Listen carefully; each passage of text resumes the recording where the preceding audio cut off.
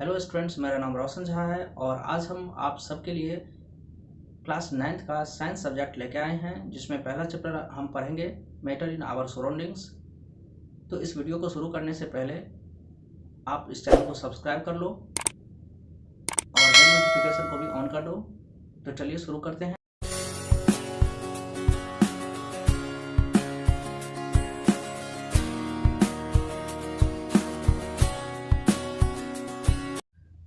तो सबसे पहला प्रश्न यह है कि मैटर होता क्या है। हमारे आसपास में अगर हम गौर से देखेंगे तो जो कुछ भी हमें दिखाई देगा उसका शेप, साइज और टेक्सचर सबका क्या होता है, अलग अलग हमें दिखता है। तो इस यूनिवर्स में जो कुछ भी बना है वो सभी किसी न किसी मटेरियल से बना है और उसी साइंटिस्ट ने उसी मटेरियल्स को क्या नाम दे दिया है, मैटर नाम दे दिया है। चाहे वो हमारे हम जो सांस ले रहे हैं वो एयर हो, या फिर हम जो भोजन कर रहे हैं वो फूड हो, या स्टोन हो, क्लाउड हो, या स्टार हो, या इवन वाटर की ड्रॉप्स हो, ये सभी जो है ना, ये सभी किससे बने हैं, ये सब मैटर से ही बने हैं। ठीक है। अगर हम इसको गौर से देखेंगे तो इसमें हम ये पाएंगे कि ये जो मैटर्स हैं इसमें क्या होता है, स्पेस ऑक्युपाई करता है ये। और क्या होता है, इसमें मासेस होती है। तो हम कह सकते हैं कि मैटर हम उसे कहेंगे, वैसे मटेरियल्स को कहेंगे जिसमें क्या होता है, मास होती है और जिसमें वॉल्यूम भी होती है। ठीक है, इतना समझ गए। शुरुआत के समय से ही जो है वो मनुष्य की एक खासियत रही है कि उसके आसपास में जो भी चीज़ें होती है उन सब चीज़ों को वो जानने का कोशिश करता है। तो हमारे भारत में भी एक एंशियंट ऋषि थे जिनका नाम था ऋषि कनद। तो ऋषि कनद ने उन्होंने देखा कि हमारे जो आसपास में ये भौतिक दुनिया है जिसको हम यूनिवर्स कहते हैं, उन्होंने कहा कि ये सारे चीज़ जो है सिर्फ 5 तत्वों से मिलकर बना होता है। ये पंच तत्वों का नाम उन्होंने कहा कि क्षितिज, जल, पावक, गगन, समीरा। हम इन 5 तत्वों को आपको अंग्रेजी में बता देते हैं। यह है air, earth, fire, sky and water. उन्होंने कहा कि ये 5 तत्व से ही ये सृष्टि बनी है। ठीक है। लेकिन मॉडर्न साइंटिस्ट जो है वो मैटर्स को क्लासिफाई किया है। उन्होंने कहा कि 2 तरीका से हम मैटर को क्लासिफाई करेंगे और 2 तरीका से मैटर्स को जानेंगे। एक पहला होता है फिजिकल प्रॉपर्टीज के आधार पर, दूसरा है केमिकल नेचर के आधार पे। ठीक है। तो हम जो है अब इसमें इस चैप्टर में जो है फिजिकल प्रॉपर्टीज के आधार पे हम मैटर को जानने की कोशिश करेंगे। ठीक है। Physical nature of matter. Matter is made up of particles. तो शुरुआत के समय में क्या हुआ कि वैज्ञानिकों का 2 ग्रुप जो है वो आपस में बट गया था। तो एक स्कूल ऑफ थॉट्स जो था, यानी एक विचार के जो साइंटिस्ट थे वो ये कहते थे, उनका ये मानना था कि ये मैटर्स जो होते हैं वो कंटिन्यूस ब्लॉक से मिलकर बने होते हैं। ठीक है। वो कहते थे matters to be continuous like a block. दूसरा कहता था कि नहीं, मैटर्स जो है वो पार्टिकल से मिलकर बना है। तो यानी कि वो ये कहते थे कि मैटर्स जो है वो ब्लॉक्स, यानी कि जो लकड़ी को आप काटोगे तो पता चलेगा कि जो मैटर्स होते हैं वो उस तरह से, जैसे कि ये इमेज में आपको दिख रहा है कि जो है मैटर्स जो है इस तरह के ब्लॉक से मिलकर बना है। तो कुछ साइंटिस्ट कहते थे नहीं, मैटर्स जो है वो पार्टिकल से मिलकर बना है। ठीक है। तो चलिए हम खुद से जानेंगे कि मैटर्स जो है वो पार्टिकल से बना है कि या ब्लॉक से मिलकर बना है। तो एक एक्सपेरिमेंट जो आपके बुक्स में दिया गया है उस एक्सपेरिमेंट को समझते हैं। तो ये एक्सपेरिमेंट कुछ इस तरह से है कि इसमें हम क्या करेंगे, एक 100 मिलीलीटर का बीकर लेंगे। इसमें बीकर में हम क्या करेंगे, पानी भर देंगे और पानी को, वाटर को मार्क कर देंगे कितना वाटर है। फिर उसमें हम जो है ना 2 स्पून या 3 स्पून क्या करेंगे, वाटर या फिर सॉल्ट को हम उसमें मिक्स करेंगे, मिलाएंगे। और वाटर और सॉल्ट को उसमें मिक्स करने के बाद जो है हम उसमें देखेंगे कि क्या हुआ। तो वाटर या सॉल्ट जो है वो डिसॉल्व हो गया, लेकिन वाटर की लेवल जो है वो नहीं बढ़ी। तो इससे ये पता चलता है कि मैटर्स जो होते हैं वो क्या होते हैं, छोटे छोटे पार्टिकल्स से मिलकर बने होते हैं। ठीक है। सेकंड है कि how small are this particles of matter. तो मैटर्स जो है वो कितने छोटे, उसके कितने छोटे पार्टिकल्स होते हैं, उसके लिए हम जो है एक एक्सपेरिमेंट करेंगे। उस एक्सपेरिमेंट में हम क्या करेंगे, एक 100 मिलीलीटर का फिर से बीकर लेंगे, उसमें 100 मिलीलीटर हम वाटर भर देंगे और पोटेशियम परमैंगनेट हम कुछ उसमें डाल देंगे। अब क्या होगा, तो ये पानी पूरा का पूरा कलरफुल हो गया। अब उसमें से हम 10 मिलीलीटर निकालेंगे और दूसरा एक बीकर लेंगे जिसमें कि 90 मिलीलीटर फ्रेश वाटर है। अब उसमें हम उसको मिला देंगे। फिर कुछ देर के बाद क्या करेंगे, उसमें से 10 मिलीलीटर हम निकाल लेंगे और फिर 90 मिलीलीटर तीसरा एक हमारे पास बीकर होगा जिसमें कि फ्रेश वाटर होगा, अब हम उसमें मिला देंगे। फिर क्या करेंगे, कुछ देर के बाद हम फिर उसमें से 10 मिलीलीटर वाटर निकाल लेंगे और फिर चौथा जो हमारा बीकर होगा उसमें 90 मिलीलीटर फ्रेश वाटर हम उसमें मिला देंगे और उसमें हम वो 10 मिलीलीटर जो हम पोटेशियम परमैंगनेट का सॉल्यूशन निकाले थे वो हम उसमें मिला देंगे। इस तरह से प्रक्रियाएं जो है हम 8 से 10 बार करेंगे। तो हमें क्या पता चलेगा, हमारा जो लास्ट ऑब्जर्वेशन होगा, हम लास्ट ऑब्जर्वेशन में भी यही देखेंगे कि जो हमारा वाटर है वो वाटर अभी भी क्या है, कलरफुल है। यानी कि हमने लगभग अभी जो है 1000 मिलीलीटर यानी 1 लीटर के आसपास हमने पानी को क्या किया है, उसको हमने लिया है। और ये पोटेशियम परमैंगनेट की जो पार्टिकल्स है वो मिलियंस में यानी लाखों टीनी छोटे छोटे पार्टिकल्स में अपने आप को डिवाइड कर लिया। ठीक है, तो हम कह सकते हैं कि जो मैटर्स होते हैं वो बहुत ही छोटे छोटे जो है पार्टिकल से बने होते हैं। इतने छोटे पार्टिकल से बने होते हैं जिसका हम इमेजिनेशन नहीं कर सकते हैं। ठीक है, तो अब हम देखते हैं कि ये पार्टिकल्स की कैरेक्टरिस्टिक क्या होती है, उसकी गुण क्या होती है। तो सबसे पहले जो है वो है particles of matters have space between them. क्या पार्टिकल्स मैटर के पार्टिकल्स के बीच में स्पेस होता है, जगह होता है। तो आप घर में चाय, कॉफ़ी या शरबत ये सब तो बनाते होंगे, या हमने ऊपर में जो अभी एक्सपेरिमेंट किया है पोटेशियम परमैंगनेट के साथ, या हमने देखा है कि जो है सॉल्ट या शुगर को हम वाटर में डिज़ोल्व करेंगे तो घुल जाता है।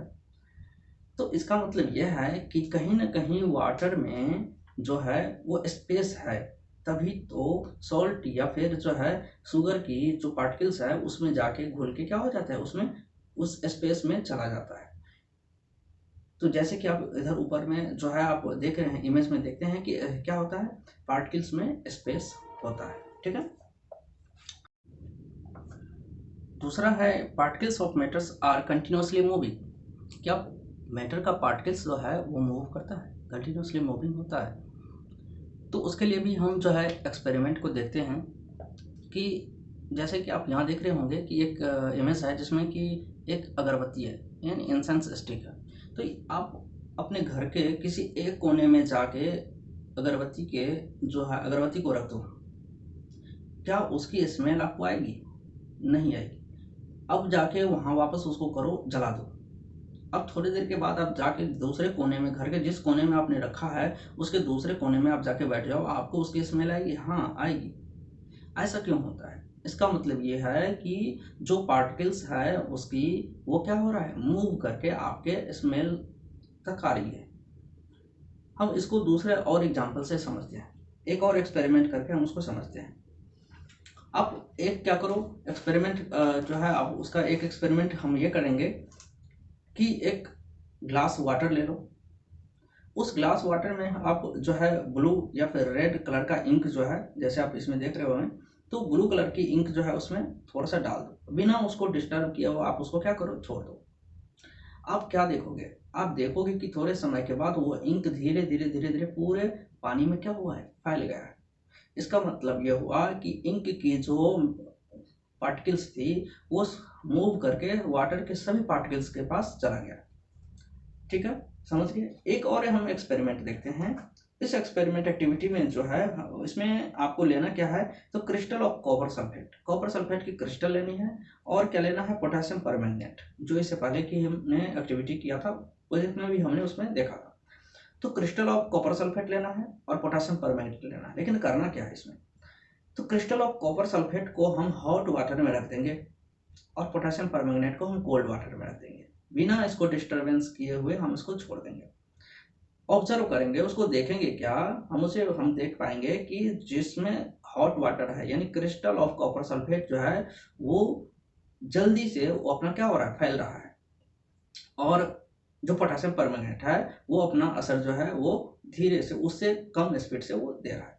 इसका मतलब ये हुआ कि ये तो साफ पता चल गया कि जो है पार्टिकल्स कंटिन्यूसली क्या होता है, मूविंग होता है।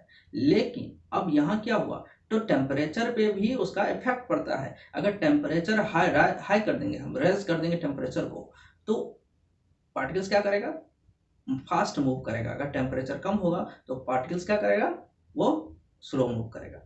ठीक है, कि this intermixing of particles of two different types of matter, ठीक है, यानी कि दोनों अलग अलग प्रकार के जो मैटर्स हैं उनके जो इंटरमिक्सिंग, उसके पार्टिकल्स इंटरमिक्सिंग हो जाते हैं, उसी को हम क्या कहेंगे, डिफ्यूजन कहेंगे। ठीक है, समझ में आया। चलिए आगे हैं कि particles of matters attract each other. क्या जो ये मैटर के पार्टिकल्स होते हैं वो एक दूसरे को अट्रैक्ट करते हैं? तो उसके लिए भी हम एक्टिविटी को देखते हैं, उसके सहारे से हम जो है वो समझते हैं। जैसे कि आपके बुक्स में ही जो दिया है उसी को हम आपको समझा देते हैं। आप खेलते हैं, ह्यूमंस का चेन बनाते हैं। हम 3 तरह के ह्यूमंस का चेन बनाएंगे। एक हैंड को, एक दूसरे हैंड को हम, जैसे एक आदमी खड़े हैं उसके हैंड, और फिर उसके लेफ्ट हैंड और उसका राइट हैंड जो है वो उसको क्या करेंगे, ऐसे हैंड के अंदर में हैंड डाल के उसको हम चेन बनाएंगे। फिर 3-4 आदमियों का चेन बनाएंगे। फिर क्या करेंगे, और 3-4 आदमी लेंगे जिसमें हम उसको हैंड में हैंड हुक नहीं करेंगे बल्कि उसमें सिर्फ टच करेंगे। ठीक है, फिर और 3-4 आदमी का ग्रुप लेंगे जिसमें हैंड में हैंड टच भी नहीं करेंगे, सिर्फ फिंगर में फिंगर क्या करेंगे, उसका टच करेंगे। अब एक पर्सन को लेंगे, एक आदमी को लेंगे जो क्या करेगा, उस सभी को ब्रेक करने की कोशिश करेगा। तो जो फिंगर में फिंगर है टच उसको आसानी से ब्रेक करेगा, जो हैंड में हैंड टच है उसको भी वो ब्रेक करेगा। लेकिन जो इंटरलिंक करके, लॉक करके, जो हैंड में हैंड करके एक दूसरे से जो है वो जुड़ा हुआ है, उसको ब्रेक करना थोड़ा सा उसके लिए क्या हो जाएगा, मुश्किल हो जाएगा। तो इसका मतलब ये हुआ कि पार्टिकल्स जो होते हैं मैटर्स के, वो एक दूसरे को अट्रैक्ट करते हैं।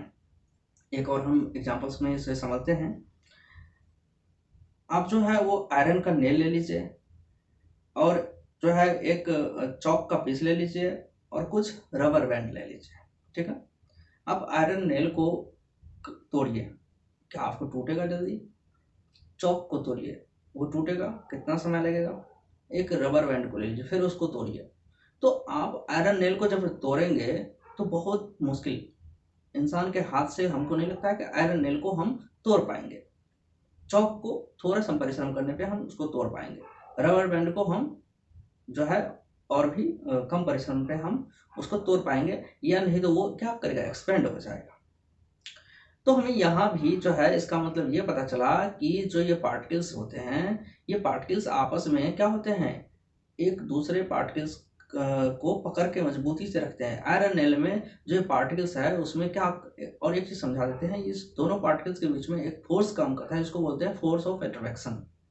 ठीक है, तो यानी इंटर पार्टिकल फोर्स जो है वो एक दूसरे के ऊपर में अप्लाई हो रहा है, और एक दूसरे के ऊपर में एक पार्टिकल दूसरे पार्टिकल्स को क्या करते हैं, जो टाइटली बॉन्डेड है, जो बहुत तेजी से उसको एक दूसरे को पकड़ के रखा है। जैसे आयरन नेल में, चौक में उतना नहीं, लेकिन फिर भी थोड़ा सा कमजोर पकड़ के रखा। जैसे कि हमने जो ह्यूमन चेन बनाया था उसमें आदमी को क्या किया था, खड़ा कर दिया था, और सिर्फ हैंड टू हैंड टच था। तो इस तरह से, तो यानी कि हम ये समझ में आया हमें कि जो पार्टिकल्स होते हैं वो एक दूसरे को अट्रैक्ट करते हैं। अब हम नेक्स्ट क्लास में, नेक्स्ट वीडियो में जो है आपको पढ़ाएंगे स्टेट ऑफ मैटर, और इसमें चैप्टर 1 को हम नेक्स्ट वीडियो में जो है पूरा कंप्लीट करने की कोशिश करेंगे। तो आपको ये कैसा लगा क्लास, ये वीडियो कैसा लगा, आप हमें कमेंट करके बताओ। अगर अच्छा लगा है तो लाइक कर दो, और आप ऐसे ही हमसे पढ़ने के लिए, जुड़ने के लिए आप इस चैनल को सब्सक्राइब कर लो, अपने दोस्तों को भी बताओ। ठीक है, और उनको भी लेके आओ। अगर आप 9th क्लास के बच्चे नहीं हो और दूसरे क्लास के, अगर या आपके फिर जान पहचान में ही अगर कोई दूसरे बच्चे हैं, दूसरे क्लास के हैं, अगर वो भी पढ़ना चाहते हैं तो वो आए और हमें कमेंट में बताएं कि वो किन क्लास में है और कौन से सब्जेक्ट का वीडियो वो चाहते हैं, या किस चैप्टर का वीडियो वो चाहते हैं। हम उनके ऊपर उनको बताएंगे बिना जो है किसी समस्या का। आप हमसे कमेंट में प्रश्न पूछ सकते हैं, हम आपको सारे प्रश्नों का उत्तर बताएंगे। इस चैप्टर कंप्लीट होने के बाद अगर आपको इस चैप्टर का पीडीएफ भी चाहिए तो हम आपको पीडीएफ भी अवेलेबल करा देंगे। चलिए फिर मिलते हैं नेक्स्ट वीडियो में, तब तक आप अपना ध्यान रखें। जय हिंद।